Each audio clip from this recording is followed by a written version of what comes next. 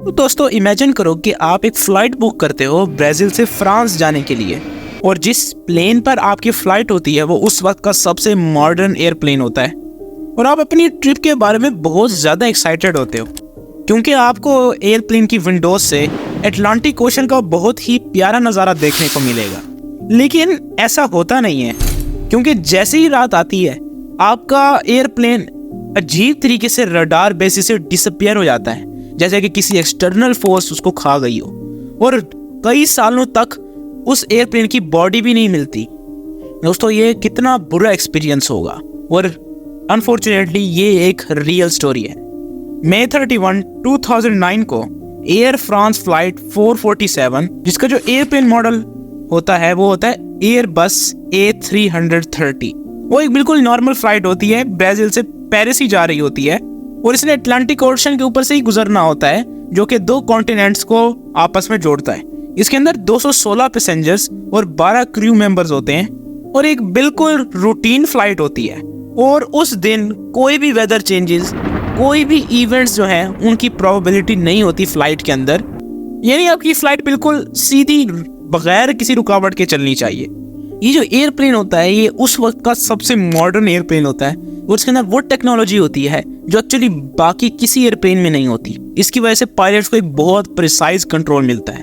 और इस प्लेन के जो एक्चुअली पायलट्स हैं, कैप्टन मार्क, उनके पास 11,000 आवर्स का फ्लाइट एक्सपीरियंस होता है, और उनमें से तकरीबन 2000 घंटे तो इस ही एयरप्लेन पे ही होता है। जो उनके साथ दो को पायलट्स होते हैं उनमें से एक का एक्सपीरियंस 6500 आवर्स और दूसरे का 4500 आवर्स होता है। अब मैं आपसे ये पूछता हूँ कि एक ऐसे प्लेन में आपको बिठाया जा रहा है, तो क्या आप सोच सकते हो कि ये प्लेन किसी भी तरीके से ये फ्लाइट फेल हो सकती है? मैं अगर होता तो बिल्कुल भी नहीं सोच सकता था। इस प्लेन और इस फ्लाइट का जो रूट होता है वो एक नॉर्थ ईस्टर्न डायरेक्शन में होता है, और इसकी जो एक्सपेक्टेड जर्नी होती है वो अप्रॉक्सीमेटली 11 आवर्स की होती है।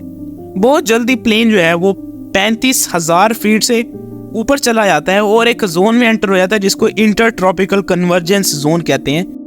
तकरीबन रात के 2 बजे यानी 2 AM के करीब करीब उनको अपने नॉर्मल रूट पे थंडरस्टॉर्म मिलते हैं, और ये बहुत अजीब बात होती है क्योंकि मैंने आपको पहले ही बताया कि आपको बता दिया गया है कि उस दिन कोई भी इवेंट्स का होना बहुत मुश्किल है। लेकिन चलो खैर, थंडरस्टॉर्म मिल ही गए तो रास्ता चेंज कर लेते हैं, यही उन्होंने भी सोचा और अपना रूट चेंज कर लिया, और एक बहुत ही नॉर्मल प्रैक्टिस थी उन दिनों में। लेकिन जो दूसरा रूट उन्होंने चुना वो इससे भी ज्यादा बुरा था। ठीक 10 मिनट बाद ही एक बहुत बड़ी मुसीबत आ जाती है। जो एयरक्राफ्ट की पायलट ट्यूब्स होती हैं उनके अंदर जो है वो मैल फंक्शनिंग होना शुरू हो जाती है, उनके अंदर आइस क्रिस्टल्स बनना शुरू हो जाते हैं। ये एक बहुत ही रेयर कंडीशन है क्योंकि इसको एक्चुअली इससे पहले ऑब्जर्व कभी नहीं किया गया था। इसे नुकसान ये होता है कि पायलट्स अपने एयरप्लेन की स्पीड को एक्यूरेटली नहीं जान सकते, जिसकी वजह से जो ऑटो पायलट है वो तो बिल्कुल बेकार हो गया। अब प्लेन फुली मैनुअल कंट्रोल पर है। अब ये डेटा जो कि स्पीड का डेटा है वो उनके पास होता ही नहीं है, और बिल्कुल अपने अंदाजे के मुताबिक, गैसेस के मुताबिक प्लेन चला रहे होते हैं। पायलट्स जहाज को और ऊंचा करने की कोशिश करते हैं ताकि वो इस इलाके से गुजर जाए। अब इसे होता क्या है कि जो स्पीड है प्लेन की वो और ज़्यादा कम हो जाती है, और इतनी कम हो जाती है कि प्लेन जो है वो अल्टीट्यूड बहुत तेज़ी से लूज करना शुरू कर देता है, और अचानक से ही जो रडार सिस्टम्स पे इसकी रीडिंग थी वो भी गुम हो जाती है। यानी कि ऐसे लगता है कि प्लेन जादुई असर से गुम हो गया। अब फॉलोइंग डेज के अंदर ब्राज़ीलियन एयरफोर्स जो है वो एक सर्च मिशन को लॉन्च करती है, और एक रेस्क्यू मिशन भी होता है उसके अंदर, कि उनको होप होती है शायद कोई बच गया हो।